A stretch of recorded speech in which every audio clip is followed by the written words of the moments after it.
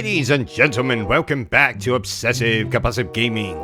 I am the Obsessive Compulsive Gamer, and this is my review for Song of Horror. So dear viewers, this video game originally released for consoles all the way back in 2021. And you might be wondering, OCG, what song fills you with horror? I'm glad you asked, dear viewer. Wonderwall. Absolutely scares the crap out of me. Can't tell you why, but we're not here to talk about that. We are here to talk about Song of Horror. And just like that beautiful bearded bastard Barry Burton, you're probably wondering, what is this? Song of Horror is a third-person survival horror game, heavily inspired by the writings of H.P. Lovecraft and even Edgar Allan Poe. So the story sees famed writer Sebastian P. Husher going missing along with his entire bloody family. Worried, his editor sends an assistant to his house in order to look for him, but sadly he never comes back. These disappearances spark a set of events that will soon reveal something dreadful. A nameless dark entity known as the Presence seems to be responsible.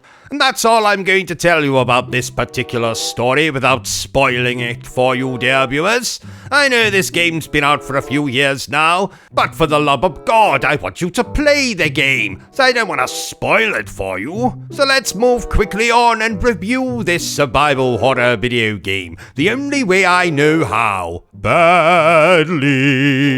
And let's start with what I absolutely adore about Song of Horror. If you think this is going to be your standard survival horror affair where you pick one of maybe two characters at the start of the game, go into the game, shoot zombies, vanquish the evil, and come up the other side as a hero or heroine, think again.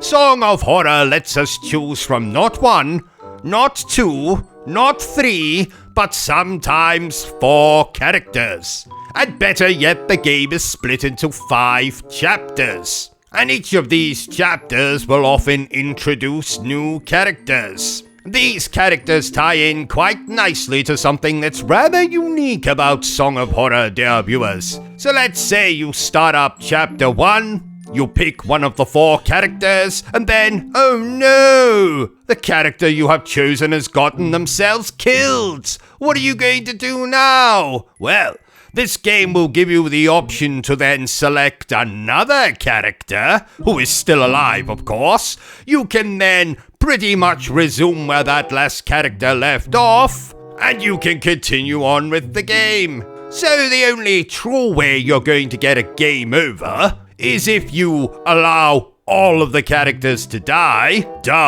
or if you play as this game's main character, who is called Daniel. If you happen to get that poor sod killed, well, sadly you're going to have to start the whole episode over from the beginning. But don't worry, dear viewers, this game isn't that difficult most of the time. What I also love about this game is that we get to explore not one, not 2, not 3, but a multitude of mysterious locations, all with their own ooky, spooky atmosphere. Be it an antique shop, a forgotten abbey, an abandoned mental hospital, a large house, and of course you'll explore each of these locations in turn, looking for clues, gathering items, and of course solving puzzles, whilst trying not to get yourself killed by this game's dark entity. So while the game doesn't have combat per se, there will be instances in which you have to prevent the dark entity from entering a room, or you'll have to do a little mini game in which you hold your breath till said dark entity goes the hell away. There's also a very nice mechanic in which you can listen behind doors, and if you hear anything untoward at the other side of that door, well, you know, better not go in that room yet, or else I might just find myself at the gates of heaven, or hell, or nowhere, if you don't believe in either of those things.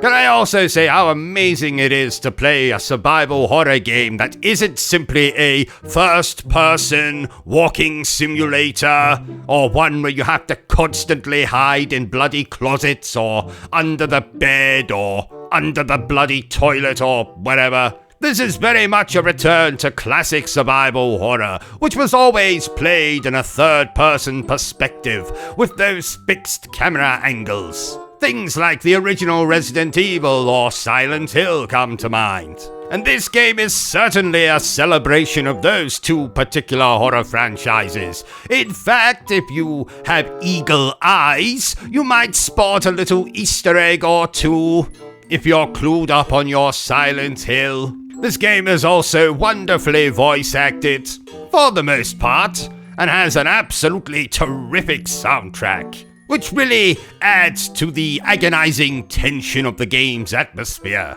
And what an atmosphere it is! At random moments you might notice a door opening, or a light bulb blowing up, or a noose suddenly appearing from where it was not there before, corpses turning up sitting at the bloody dinner table. So if you're looking for something that's going to scratch that survival horror itch while we wait for Resident Evil Requiem or the next Silent Hill video game, then honestly, dear viewers, you cannot go wrong with Song of Horror. Therefore, I declare that Song of Horror is spookily splendid. So there you have it, ladies and gentlemen, my review for Song of Horror. If you enjoyed this little review of mine, don't forget to give me a thumbs up. If you haven't enjoyed it, well then, feel free to give me a thumbs down. But please remember the single most important thing I always tell you, dear viewer, and that is to always stay obsessed with gaming. Are you still here? Oh, you must have really enjoyed this video then.